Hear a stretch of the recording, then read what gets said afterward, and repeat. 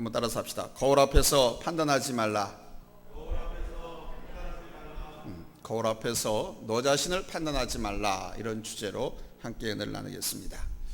우리는 매일 몇 차례씩 거울 앞에 서곤 하지요. 거울 앞에 섰을 때 여러분의 모습은 어떠하다고 느끼십니까? 거울은 속이지 않습니다. 그러나 때로는 사람들은 거울 앞에서 스스로 속기도 합니다. 어떤 분이 그러더군요. 어느 날 거울을 통해서 자신을 보았는데 그렇게 멋지고 아름다울 수가, 근사할 수가 없더라고 하더라고요. 그날이 언젠가 하면 자신이 직장에서 진급한 날이라고 하더라고요. 이제 자신이 승승장구할 수 있을 것 같고 자신이 다 할 수 있을 것 같은 기분으로 화장실에 가서 자기 얼굴을 들여다보는 순간 그렇게 멋지고 그렇게 아름다워 보일 수가 없더라고 그러더라고요. 근데 얼마 후 그 직장에서 동료들과 심한 갈등을 겪고 나서 다시 그 화장실에 가서 거울을 보았는데 그때 그 모습은 그렇게 초췌하고 비참하게 보이더라는 겁니다. 뭐 그때나 지금이나 똑같은 자기 자신인데 말이죠. 그래서 누군가가 말합니다. 거울 앞에서 너를 판단하지 말라. 사실 이것이 세상 사는 우리의 모습이죠. 세상에 투영되는 자신의 모습이 어느 순간은 괜찮다가도 어떤 순간은 그렇게 비참해 보일 수가 없습니다. 세상은 여러 가지 유혹과 환상과 감상으로 사람들을 끌어들여서 착각에 빠지게 하고 그 속에서 자신을 보게 합니다. 세상이라는 환경과 조건, 미래, 이러한 이름으로 우리를 보게 하지요. 그때 잠시 사람은 착각에 놓이게 됩니다. 그러나 또 다른 고난과 아픔과 실망 등의 이름으로 보게 할 때는 낙심에 빠지게 되죠. 세상은 마냥 있는 그대로를 보여주지 않습니다. 그래서 사람은 세상에 속습니다. 이 속임에 여러분 얼마나 많이 당했습니까? 내 모습을 가장 정확히 볼 수 있는 곳이 어딜까요? 화장실의 거울일까요? 화장대 앞의 거울입니까? 내 모습을 가장 정확하게 볼 수 있는 것은 하나님 앞에서입니다. 세상 누군가가 나에 대해서 이렇다 저렇다 말하는 것보다 세상 어느 거울보다도 내 있는 모습 그대로를 보여주는 것은 바로 하나님 말씀입니다. 하나님 그분이 있습니다. 남유다의 우시아 왕이 죽던 해 하나님께서 우시아 왕의 사촌인 이사야 선지자를 콜링하셨습니다. 하나님께 콜링받은 선지자들의 배경은 각양각색입니다. 예레미야는 제사장 출신이었고 아모스는 소몰고 땅가는 농사꾼이었습니다. 오늘 말씀의 이사야는 왕족이고 귀족 출신의 선지자였습니다. 우리 하나님은 성경에 보니까 각양각층 여러 계층의 사람들, 다양한 사람들을 불러셔서 사용하셨습니다. 왕족으로서의 이사야 선지자는 참으로 권위 있고 힘 있는 선지자였습니다. 그는 우시아 왕의 사촌으로 왕과 친밀했고 왕과 절대적인 신뢰관계 속에 있는 사람, 모든 사람들이 그를 두려워했고 존경했고 그와 줄대기를 마다하지 않았습니다. 누구보다도 힘있고 권위 있는 그런 자리에 있는 사람이 이사야 선지자였습니다. 한마디로 그는 잘난 사람이었습니다. 그런데 이사야가 그렇게 절대적으로 의지하고 함께했던 우시아 왕이 죽고 말았습니다. 절대 권력자의 죽음은 옛날이나 지금이나 마찬가지로 우리 이사야 선지자에게는 많은 어려움을 안겨주는 문제였지요. 개인적으로 의지했고 사촌이니까, 국가적으로도 의지했고, 왜? 우시아 왕은 하나님을 잘 섬기는 종교 계획을 일으킨, 성전 계획을 일으킨 장본인이었거든요. 그렇게 종교적, 정책, 경제적으로 의지했던 우시아가 죽었다라고 하는 것은 개인뿐만 아니라 그 나라 전체에도 엄청난 변화가 이제 얘기되는 그런 상황이었습니다. 그리고 어느 왕보다도 하나님을 잘 의지했던 왕 우시아가 죽었다고 하는 것은 국가적으로도 종교적으로도 앞으로 어떤 변화, 어떤 영향이 나타날지 전혀 예측할 수 없는 그런 상황입니다. 여기서 우리는 이사야 선지자의 두 모습을 보게 됩니다. 왕족으로서의 권위의 힘을 가졌던 선지자 이사야, 그러나 이젠 왕이 죽음으로써 두려움에 사로잡힌 이사야 선지자. 이 두 면의 모습 중 이사야 선지자의 진정한 모습은 어떤 것일까요? 오늘 이 시대를 살아가는 우리 성도들, 하나님을 믿는다고 하면서 우리의 몸은 세상 속에 묻혀 있는데 과연 우리는 어떤 모습일까요? 오늘 본문의 선지자 이사야는 이 상황에서 자신의 존재를 발견했다라는 사실입니다. 하나님을 만남으로써 자기 자신의 참된 존재를 발견하게 된 것입니다. 잘 나갈 때, 우시야 왕이 살아있을 때 자기 자신의 존재를 발견한 것이 아니라 우시야 왕이 죽고 태풍과 폭풍이 휘몰아치 막 그런 상황 속에서 그는 자기 자신을 발견합니다. 하나님 앞에서 그가 얼마나 초라한 존재인지. 다른 사람들은 그렇게 보지 않았습니다. 왜? 왕의 사촌이고요, 절대 권력자, 힘을 갖고 있는 선지자, 제사장이었어. 그러나 사람들은 아무도 그를 그렇게 초라하고 힘없는 사람으로 보지 않았지만 그 상황 앞에서 이사야 선지자는 초라하고 비참해진 자신의 모습을 발견했다는 겁니다. 오늘 보십시오. 본문 11절에 주께서 높이 들린 보좌에 앉으셨는데 그랬잖아요. 하나님께서 높은 보좌에 앉으신 모습을 보여주시는 겁니다. 거룩하고 거룩한 그 높은 보좌. 요한계시록에 보면 24장로와 4생물 그리고 수많은 천사들이 찬양하고 경배하는 그 보좌. 이것은 역사 위에 우리 하나님 우주 위에 계셔서 모든 것을 주장하시고 다스리신다는 하나님의 초월성을 보여주시는 겁니다. 그리고 1절에 보니까 그의 옷자락은 성전에 가득하였고 그랬습니다. 3절에는 그의 영광이 온 땅에 충만하도다 그럽니다. 이 말씀은 온 우주와 이 세상에 충만하신 우리 하나님의 내재적인 면을 보여주시는 것입니다. 이것이 이사야의 마음에, 이 영안에 확 들어온 거예요. 그러자 대비가 되지 않습니까? 하나님과 자기가.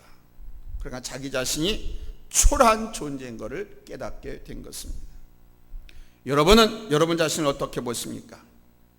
여러분은 무엇을 기준으로 보십니까? 거울을 통해서, 시대적인 상황을 통해서, 다른 사람들의 평가를 통해서 보십니까? 아마 서양적인 기준으로 보면 교만 그 자체일 것입니다. 어떤 곳에서는 자기 우월의식에 빠졌다가 또 어떤 곳에서는 초라해집니다. 그래서 우월감을 가지기도 하고 또 한편 자기 자신을 비하하거나 또는 비관합니다.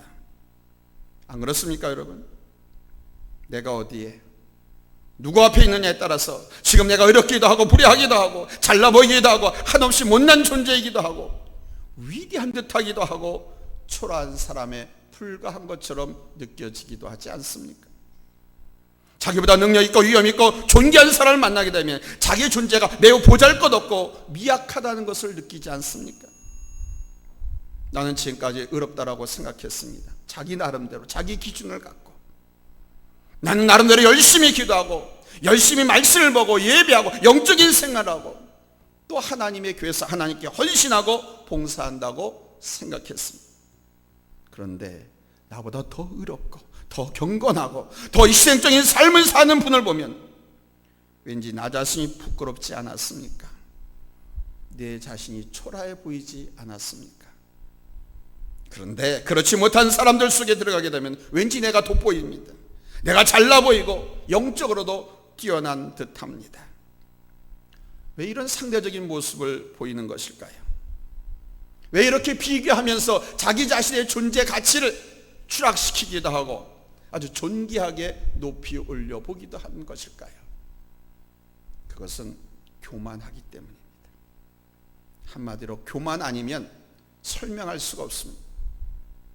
아닙니까?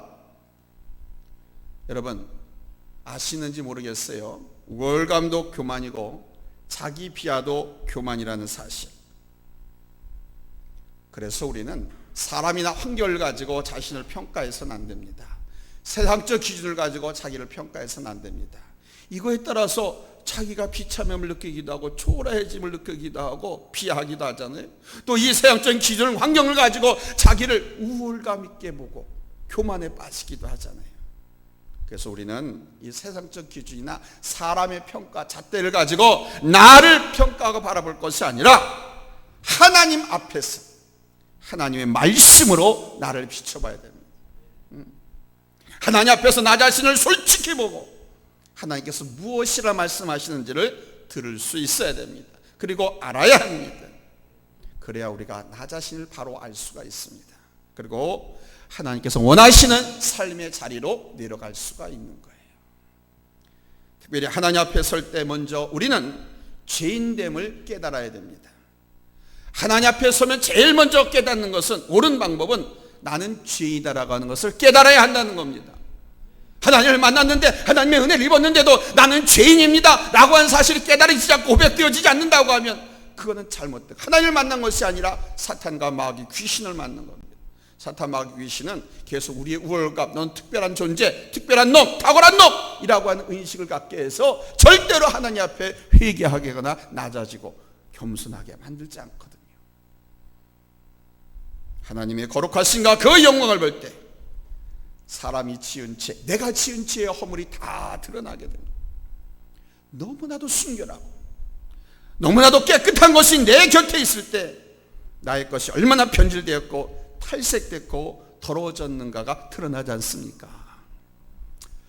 작년 12월 초 막 겨울이 시작될 무렵 아내가 내 한벌을 사왔습니다. 올 겨울을 나기 위해서 새 것으로 한벌을 산 것이죠. 그 옷을 손에 집어들고 낡은 속옷을 보는 순간 내가 지금까지 입었던 옷들이 얼마나 변색되고 또 더러워지고 헤어졌는지를 알게 되었습니다. 너무나도 선명히 드러나는 그 옷. 그래서 내가 이런 다 헤어진 옷을 지금까지 입고 있었구나 하면서 그것은 갖다 버리라고 했습니다. 이 사연은 하나님의 영광을 보는 순간, 하나님의 거룩하심과 순결하심, 그 큰 능력과 위엄을 보는 순간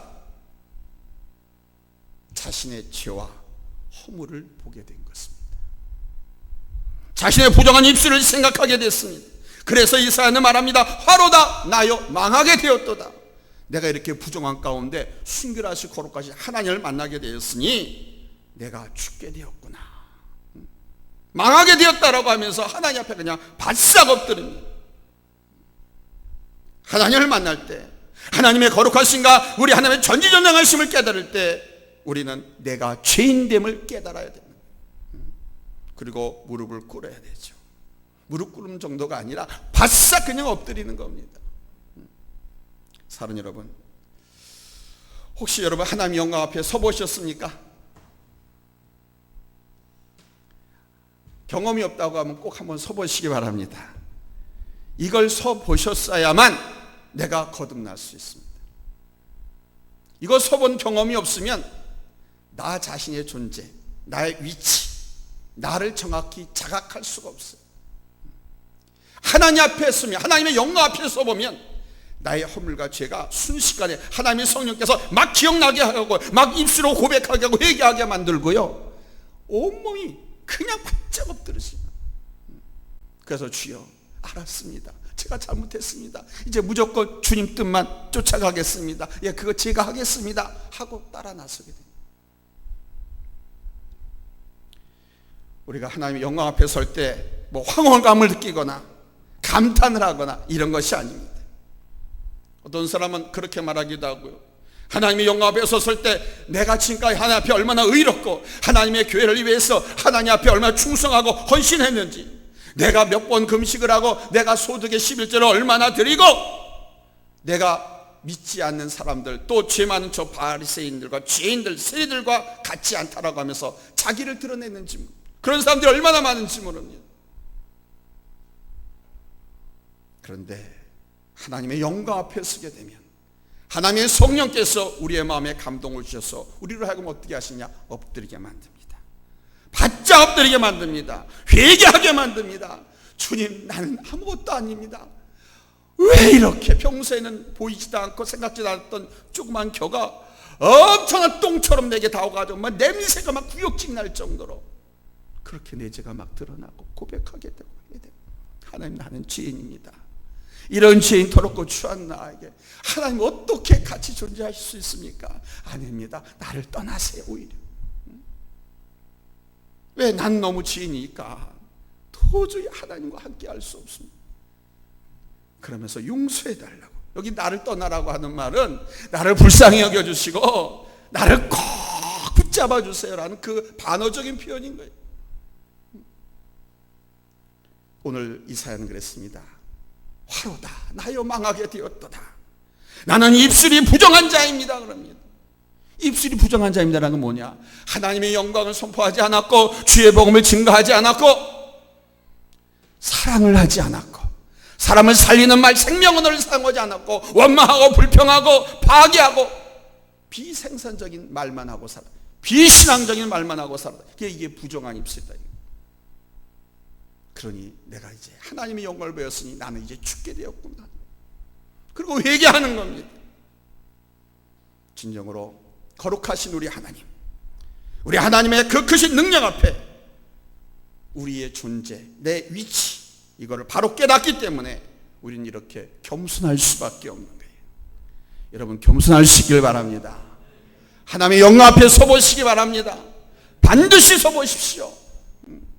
반드시 하나님의 음성을 들으시고 그 앞에서 여러분의 존재 가치, 얼마나 하나님이 여러분을 사랑하시는지를 한번 감동을 느껴보십시오. 우리가 하나님의 영광 앞에 서면 두 번째는 이렇게 바싹 엎드리고 죄인이고 주여 나를 아예 떠나십시오, 나를 죽여십시오 라고까지 말할 그런 고백이 나오지만 그 고백에는 그 영광 앞에 섰기 때문에 하나님을 더 의지하는 확실한 믿음의 근거를 갖게 된다는 거예요. 자기 자신의 죄인됨을 깨닫고 하나님을 깨닫는 순간 이사야 선지자가 어떻게 행동을 합니까? 그가 할 수 있는 것은 그 순간에 그냥 성전 바닥에 바싹 엎드린 일밖에 없었습니다.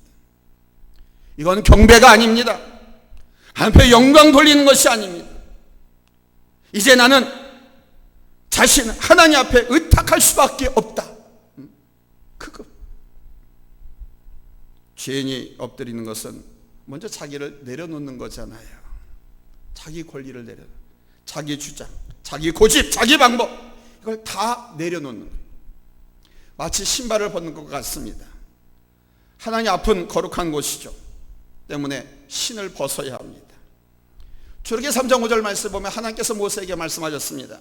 하나님이 이르시되 이리로 가까이 오지 말라. 내가 선 곳은 거룩한 땅이니 내 발에서 신을 벗으라 그랬습니다. 모세의 후계자가 누굽니까? 여호수아죠. 이 여호수아가 모세를 대신해서 이스라엘 백성을 이끌고 가나안 땅으로 들어가서 여리고 성을 무너뜨리기 직전 큰 칼을 빼었던 하나님의 사자가 여호수아 앞에 딱 나타나서 앞으로 못 가게 합니다. 그 여호와의 사자가 여호수아에게 말합니다. 여호수아서 5장 15절입니다. 여호와의 군대 대장이 여호수아에게 이르되 내 발에서 신을 벗으라. 내가 선 곳은 거룩하니라 하니 여호수아가 그대로 하니라. 여기 여호와의 군대 대장은 성육신하기 이전에 예수 그리스도를 상징합니다. 구약 성경에 나타나서 하나님의 백성 야곱이나 이스라엘 민족의 지도자를 이끌고 했던 그 성령, 그 천사들은 성육신하기 전에 제2의 성자 예수 그리스도 하나님을 상징합니다. 나타나서 말씀하시는 것, 신발을 벗으라. 왜 신발을 벗으라고 그랬을까요? 이 신발을 벗는다. 신발은 권리를 상징합니다. 권리. 그러니까 권리를 벗는다. 자기 권리를 포기한다. 그런 뜻입니다. 내 권리를 포기해라. 그러니까 하나님 앞에 엎드린다라고 하는 것은 바로 이것을 의미하는 거예요. 하나님 앞에 뻣뻣이 서는 사람은 교만한 사람이죠. 물론 우리는 하나님의 자녀입니다. 자녀는 그 부모 앞에 당당해야 합니다. 잘못해놓고도 큰 소리 치는 놈들이 자식들 아니에요? 꾸짖으면 신경질을 내는 게 자녀들 아닙니까? 자기가 잘못해놓고서도 못됐지요. 그러나 하나님 앞에서 아무리 자녀라 할지라도 먼저 우리가 취할 행동은 무엇이냐? 그냥 바싹 엎드리는 것입니다. 엎드린다고 하는 것은 전적으로 이제부터는 하나님 당신만을 의지합니다 라고 하는 표현입니다. 권리를 내려놓겠다라고 하는 것은 내 뜻대로 하겠다는 것이 아니라 내 권리, 내 생각, 내 방법 다 포기하고 이제부터는 하나님을 전적으로 따르고 전적으로 하나님의 인도하심, 하나님의 이끄심을 따르겠습니다 라는 나의 고백이에요.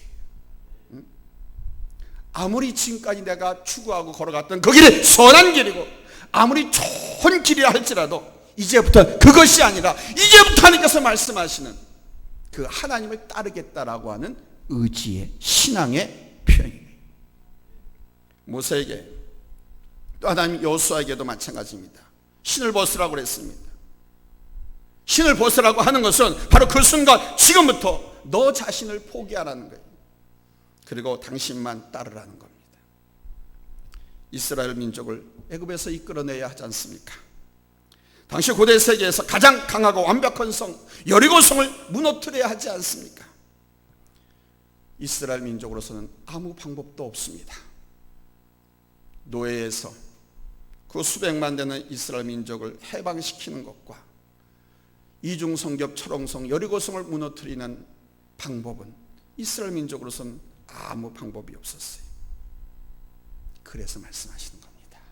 네 방법, 네 경험, 네 의지, 네 가진 힘 그거 의지하지 말고 하나님께서 나를 의지하라, 하나님을 의지하라고 명령하시는 겁니다. 이사야는 하나님 앞에 엎드릴 수밖에 없었습니다. 물론 죄인됨을 깨달았습니다. 그리고 지금 상황에서 연약한 죄인으로서 자기가 할 수 있는 것이 아무것도 없었습니다. 오직 하나님만 의지할 수밖에 없습니다. 전적으로 하나님을 의지하는 것입니다. 우리도 마찬가지입니다. 하나님 앞에 바싹 엎드려야 됩니다. 아멘. 제가 늘 말하잖아요. 주일학교나 여름 성리학교나 뭔 행사가 반드시 우리가 꼭 새벽 기도해야 된다고.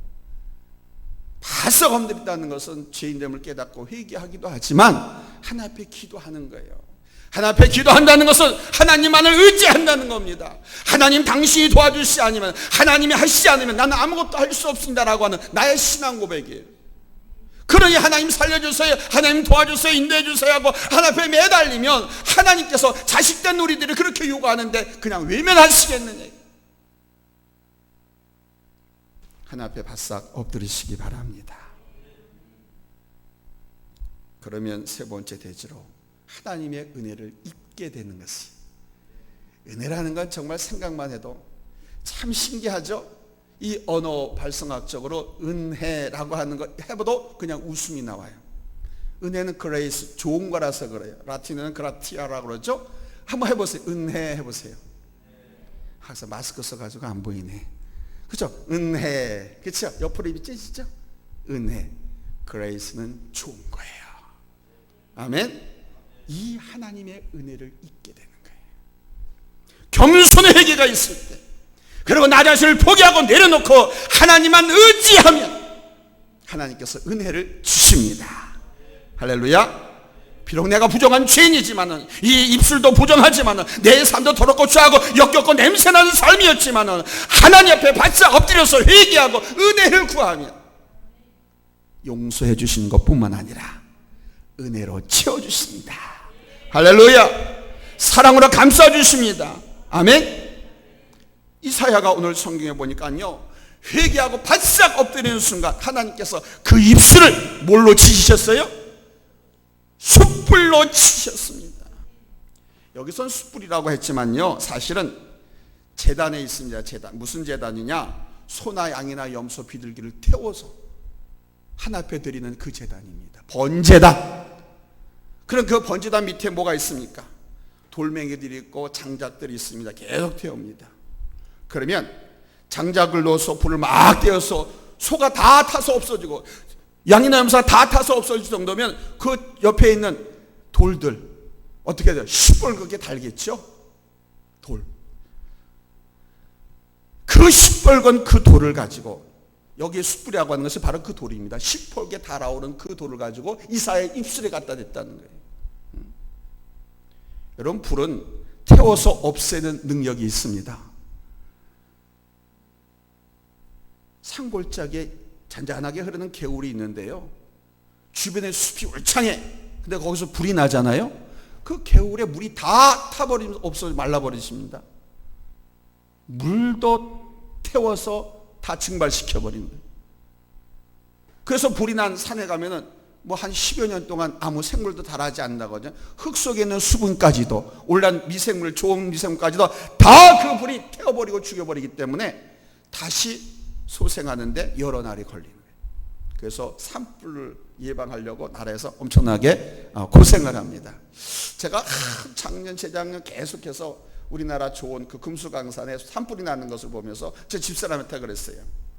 산불 났을 적에 헬기 동원하고 막 사람 동원하고 이후에 뭐 살림하고 뭐 하고 해서 돈 많이 투자하느니 그러지 말고 지금부터 아예 스프링클러를 산에다 설치하자.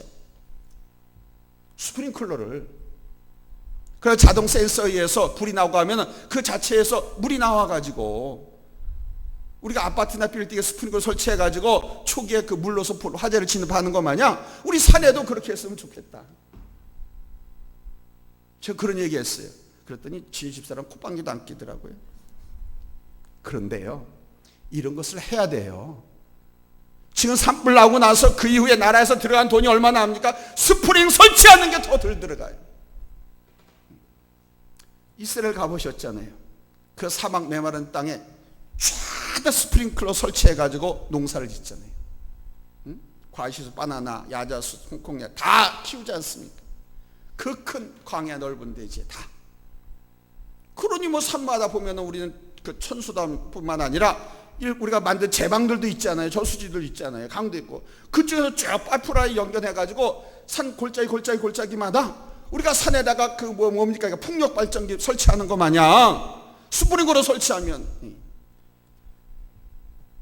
어떨 때는 날아서 하는 일 보면 아주 속이 터져가지고. 근데 이런 발상들을 해야 돼요. 아니 비행기 헬리콥터 띄워가지고 화재 진압하다가 그 비행기가 추락해가지고 사람도 죽고 비행기도 폭파되고 얼마나 많은 물질적인 손해가 많고 인명살상도 일어납니까? 자치하고 바로 그 시뻘겋게 달아오른 제단 숯불, 숫돌이죠. 숫돌. 그걸 가지고 치신 거예요. 이거는 뭘 말하느냐? 하나님의 용서를 말하는 거예요. 하나님의 은총을 말하는 겁니다. 7절에서 말씀하자도 내 악이 제하여졌고 내 죄가 사하여졌느니라. 바로 이 죄사함을 받는 순간, 바로 하나님으로부터 이 말씀을 듣는 순간 우리는 새로운 눈으로 자기 자신과 세상을 볼 수 있게 되는 것입니다. 물론 똑같은 환경에서 똑같은 사람들과 똑같이 살아갑니다. 식구들도 마찬가지고 직장도 마찬가지고 같은 사람들과 계속 같이 살아갑니다. 그러나 죄사함의 선포와 확신을 받은 그 순간은 이전과 지금 이제 완전히 다른 겁니다. 이제 나는 더 이상 죄의 매인자가 아니죠. 나는 자유인이고 은혜를 입은 사람이죠. 이제는 얼마든지 즐거움과 기쁨을 누릴 사람이죠. 이런 사람으로 세상을 보게 되고 세상을 살아가게 되는 거예요. 그리고 하나님의 은혜와 하나님의 사랑을 깨닫게 됩니다. 아무것도 아닌 나를 구속하신 하나님의 사랑 앞에서 이제 우리는 더 이상 초라한 존재가 아닙니다. 죄인도 아닙니다. 그렇죠? 죄를 용서하고 하나님께서 우리를 당신의 자녀 삼아 주셨으니 이제 우리는 누굽니까? 하나님의 자녀들. 할렐루야. 하나님의 자녀들. 하나님의 자녀들 아름다운 노래로 구원받은 자고 하나님께 사랑받는 존재고 하나님의 자녀. 이제 당당하고 떳떳하고 항상 은혜와 감격 속에 살아갈 뿐인 것입니다. 하나님의 높으신 영광과 하나님의 거룩하심 속에서 인정받고 우리가 하나님의 사랑을 받고 하나님을 사랑할 때 비록 그분의 영광과 위엄과 그분의 거룩함 앞에서 초라한 죄인이었지만 이젠 더 이상 그것이 중요한 것이 아니라 내가 사랑받고 있고 누구한테? 하나님께. 이제 내가 하나님을 사랑한다고 하는 이 사실, 이 명제 앞에 다른 그 어떤 것도 이제는 문제가 되지 않습니다. 누가 나를 비방해도 세상이 나를 유혹해도 전혀 문제가 되지 않습니다. 하나님의 자녀, 하나님의 백성, 하나님께 존귀한 자. 왜 하나님의 자녀니까. 그래서 다윗은 말합니다. 나는 사람이 아니요 벌레입니다. 이렇게 고백했지만 하나님 앞에서 은혜와 사랑을 입고 나서 이렇게 고백합니다. 시편 8편 4절로 5절. 자, 우리 같이 읽겠습니다. 찾았으면 아멘 합니다.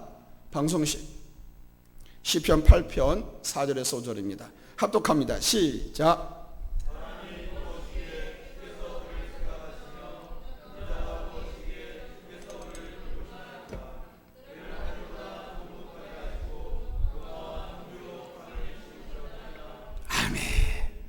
이게 깨닫고 회개하고 하나님을 사랑하는 아멘 우리들의 모습입니다. 아멘 할렐루야. 바로 여기서 이제 우리는 빛나고 높은 보좌와 그 위에 앉으신 하나님의 영광을 보게 되고 초월하신 하나님의 높은 영광을 보고 그 은총 속으로 빨려 들어가 사는 거예요. 그리고 하나님의 말씀을 이제는 바로 듣게 됩니다. 항상 똑같은 말씀을 전에 들었을 때는 막 이렇게 듣고 저렇게 듣고 내 마음에 드는 것만 아멘하고 막 그랬었는데 이제는 무슨 말씀이 있든지 아멘하게 되고 무슨 말씀이든지 순종하게 되고 아멘 바로 듣게 된다고 하는 말은 바로 그 말입니다. 하나님의 마음과 하나님의 뜻이 무엇인지를 알게 되니까 하나님 앞에 응답하는 삶을 살 수 있게 되는 거예요. 이사야는 그 초월하신 높은 하나님의 영광을 보는 순간 구속하신 하나님의 은총, 구원받은 자기 자신을 발견하고 순간 하나님의 음성까지도 듣게 됩니다. 하나님께서 말합니다. 내가 누구를 보내며 누가 우리를 위하여 갈까? 그런데 이사야가 그 하나님의 탄식, 그 음성을 듣습니다. 그래서 응답합니다. 주여 내가 여기 있습니다. 나를 사용하옵소서. 나를 보내주시옵소서. 그러니까 하나님의 큰 영광 가운데 비록 부족한 지혜이지만 나를 용서하시고 나를 사랑하시는 그 하나님을 알 때 이제 우리는 그분의 부름에 초청에 순종하게 되는 것이죠. 사랑하는 성도 여러분, 여러분은 어디에 서 있습니까? 어떻게 자기 자신을 보고 있습니까? 거울 앞에서? 아니면 세상의 거울 앞에서? 다른 사람들 평가 앞에서? 아니면 자기 주관적인 거울 앞에 서 있습니까? 바라기는 세상을 통해서 나를 보고 다른 사람들을 어떻게 평가하는 통해서 자기 자신을 발견하고 그런 것이 아니라 날마다 하나님 앞에 서십시오. 날마다 아침에 일어나면서도 화장실 가서도 거울 보고 갔다 와서도 보고 또 출근하려고 할 때도 보고 자기 전에도 보고 수시로 보자는 하나님 앞에 날마다 서십시오. 하나님 앞에 수시로 서십시오. 거룩하신 하나님, 능력 많으신 그 하나님 앞에 그렇게 서면 나의 진정한 모습을 보게 됩니다. 나의 흠이 뭔지, 나의 부족한 것이 뭔지, 이 부분을 내가 어떻게 채울 것인가 그것까지도 보게 됩니다. 날마다 하나님 앞에 서십시오. 그러나 그것이 다가 아닙니다. 바로 그렇게 하나님 앞에 서면 이제 정직하고 진실하게 살아가게 되는 거예요. 하나님 앞에 서는데 어떻게 사기치고 삽니까? 게으르게 삽니까? 나태하게 삽니까? 자기 몸뚱아리 하나 죽어 천국 가면 썩어 없어질 그 육체를 위하여 삽니까? 새로운 눈으로 세상과 사람을 보게 되고 하나님 앞에 서면 바로 나의 일, 내게 맡겨주신 사명, 그 일도 보게 되는 거예요. 그래서 그분의 사랑과 은혜 안에 살 수 있게 되는 것입니다. 그 사랑과 은혜 안에서 우리는 죄인됨보다는 하나님의 자녀로, 하나님께 일꾼된 자로 믿음과 소망과 사랑 가운데서 살 수 있는 것입니다. 하나님의 음성을 듣고 하나님의 뜻을 분별하는 사람이 될 수 있습니다. 내가 누구를 보내며 누가 우리를 위하여 갈까 하는 하나님의 음성에 주여 내가 여기 있습니다. 나를 사용하여 주옵소서. 내가 여기 있습니다. 나를 보내시옵소서. 응답하게 될 줄로 믿습니다. 이것이 하나님을 만나고 하나님 앞에 선 하나님의 아들, 딸들의 진정한 모습입니다. 주여, 나는 죄인입니다. 그러나 주님, 나를 사용하여 주옵소서. 함께 기도하며 여러분 이렇게 주님 앞에 응답하고, 하나님 부르셨는데 우리가 응답하지 않고 도망가거나 그냥 엎드려서 그냥 초분만 바란다고 하면 우리 하나님 얼마나 답답해 하시겠습니까? 이사야가 말했던 것처럼, 네, 하나님 맞습니다. 나는 죄인입니다. 그러나 나를 사용하여 주옵소서. 그 은혜, 그 사랑이 너무 감복해서 하나님 나를 사용하여 주옵소서 하고 매달리고 사명 감당하는 우리 성도님들 다 되시기를 예수님의 이름으로 축원합니다. 할렐루야. 기도합니다. 하나님